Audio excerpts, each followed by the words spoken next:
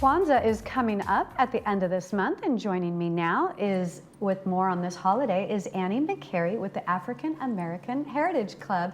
Annie, so nice. I was going to say so nice to meet you, but actually we met back in June when you were last on with Lisa, and I was sitting over in the corner watching to see how the show was run. I remember you. I remember you sitting over in the corner. Yeah, so it's so nice to see you again. Thank you. And so I have to admit, one of the reasons why I wanted to take this job is I just instinctively knew it was going to help me to grow.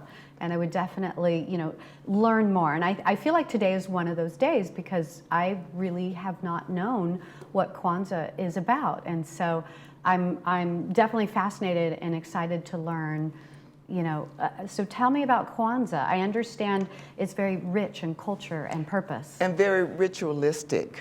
So there's a lot of ritual in Kwanzaa, and it's deeply embedded in the African culture. So the culture and the ritual just makes Kwanzaa so rewarding. That's wonderful. And so tell me, so when is the holiday? So a little bit more about Kwanzaa. It's a non-religious time. We call it a holiday, but it's a period of time. It's not a day, it's 7 days. So it's a celebration. And it's observed after the holidays. It's December 26th through January 1st. So it's after Christmas and right before New Year's. So celebrants can still participate in their normal holiday routine. It was created by Dr. Maulana Karenge in 1966 during the aftermath of the Watts riot as a specifically African-American holiday to bring Black people together as a community. And the goal is to give Blacks an opportunity to celebrate themselves and their history, rather than simply practicing what the dominant society is participating in. And Kwanzaa is a Swahili word meaning first harvest, and is celebrated over 7 days, honoring the 7 principles.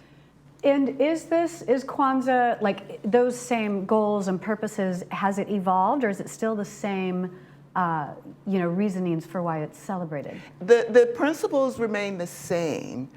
The more people participate in the principles and in the ritual, the more it becomes more of an experience in their own lives. So these are principles. There are 7 principles that are practiced over 7 days, and anyone can participate in these principles. It's very ritualistic. And each of the 7 days, there are 7 candles that represents the 7 days. And so the candle, And the candle, there's a special name for the candle holder as well. Yeah, it's called a kinora. Okay. It's called a kinora, and that's where the candles are held. Okay. And there's 7 candles. There's a black candle, and then there's red candles. The black represents the people, the red represents the bloodshed, and the green represents prosperity throughout the year. And is each day the candles lit, or is it one candle per day? Or? It's 1 candle per day. The first day is the black candle, and then the rest of the 7 days, all of the 7 days represent the principles. So the first principle in Swahili, and it's in Swahili because that's one of the main languages spoken in the African culture, and one of them is Swahili. Okay. So Kwanzaa is a Swahili word meaning first harvest. So the first of the 7 principles is umoja, which means unity, and the principle is to strive for and maintain unity in the family, the community, and the nation and the race as a whole. So we light that candle as the first candle. The second one is kujilinga. I said it wrong already. Kuchalingwa. It means self-determination.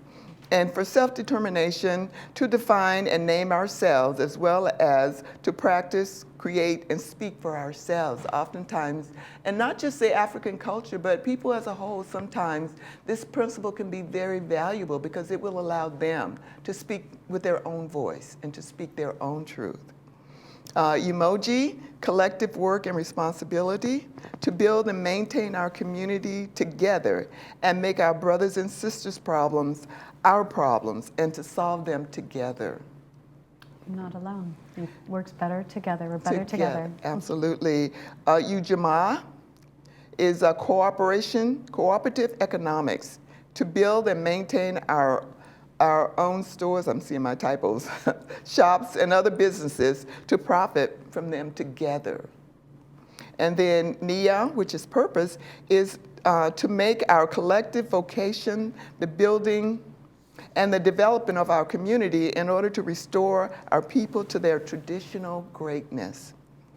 And then Kumba, which is creativity, to do always as much as we can in the ways that we can in order to leave our community more beautiful and beneficial than when we inherited it.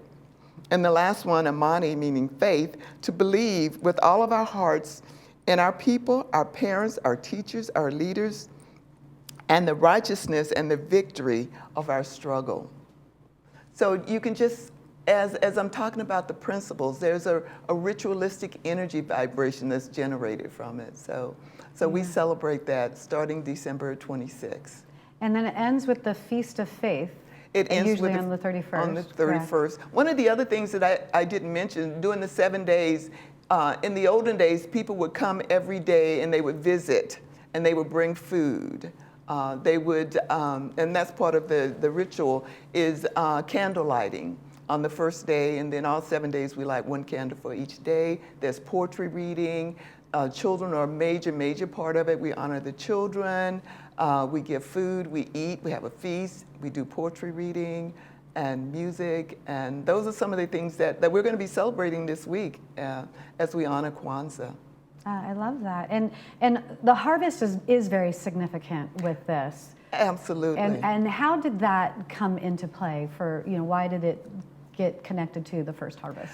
I think it got connected to the first harvest because of the language. And there's a time when harvests are fresh, when the soil is rich, when there's a coming together.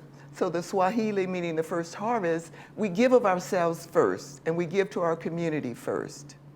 So that's kind of my internalization of Kwanzaa. I love that. I love that.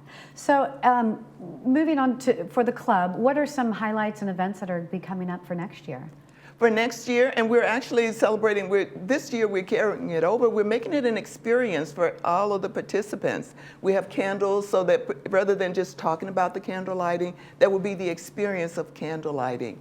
Rather than talk about storytelling, there will be an experience of one of our members telling a story. Oh. There are going to be drums so that we can experience the energy of the drumming. Oh, and so wonderful. we are continuing this practice every year as we celebrate Kwanzaa, and everyone is invited. It's a cultural thing. It's not a religious thing. So everyone's invited. And so this is for this coming Saturday, December 16th. That's the details are. Yeah. Clubhouse 5, room 1, and it's from 3 to 5 p.m. And after the celebration, because part of Kwanzaa is gift giving, we're going to do a white elephant gift exchange.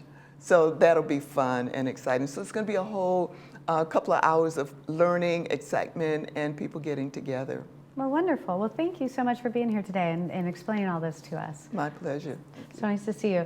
So the African Americans Heritage Club next meeting is this Saturday, December 16th, 3 p.m. in Clubhouse 5, Room 1. For more information, contact Annie at anniemccarry7@gmail.com or call 562-505-5658. Stay with us. We have more of This Day right after this.